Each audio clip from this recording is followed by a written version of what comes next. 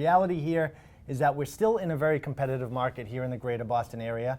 And to talk about this, I'm joined by real estate attorney and Boston Power player, Yitz McKenzie. And Yitz, you've been doing real estate for a long time. This market, it's amazing. Inventory is still low in a lot of areas. Deals are still getting put together, even though there's snow on the ground.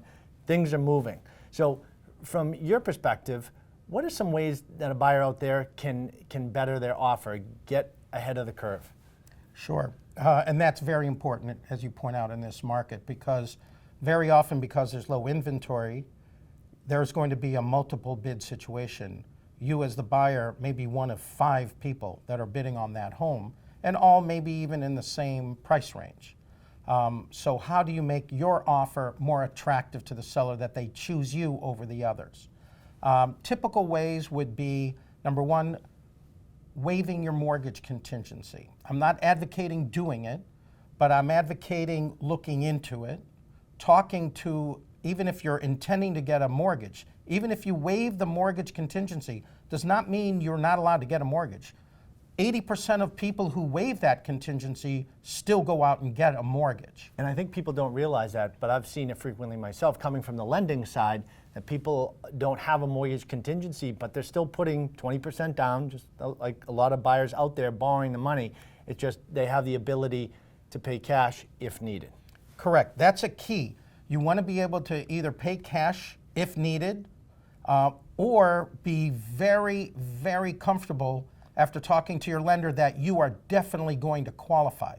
Maybe even going through a pre-qualification process where they don't just talk to you, but they actually run your credit report and underwrite your loan based on your tax returns, etc. Full-blown pre-approval in today's market, I highly suggest it. It is the way to go. It is question. Absolutely. Makes you so much more attractive and allows you to waive that contingency with comfort. What about home inspections? Home inspections, I do see from time to time people waiving a home inspection contingency completely. That's a risk. Always go into these things with your eyes wide open. Another alternative to waiving it completely is putting in a threshold figure such as $5,000, saying to the seller basically, I want to inspect the home. My purchase is contingent upon me being comfortable with that inspection. But if there's $5,000 worth of repairs or less, I won't bother you and I will go forward with the deal. That makes you more attractive than the typical offer, which says if there's anything wrong with the house, I can walk away. And you can get in sometimes early and have the home inspector with you. So it might not be a full-blown home inspection, but you're getting a lot of stuff cleared out of the way. Absolutely. A third way to make your offer more attractive is, as the buyer, try to be flexible on the closing date.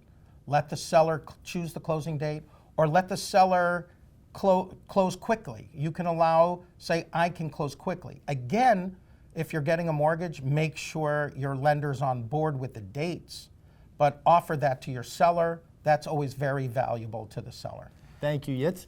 And if you'd like to find more real estate tips like Yitz just shared, you can go to his website at gmlawllp.com, and we have more information right here on Real Estate Talk Boston.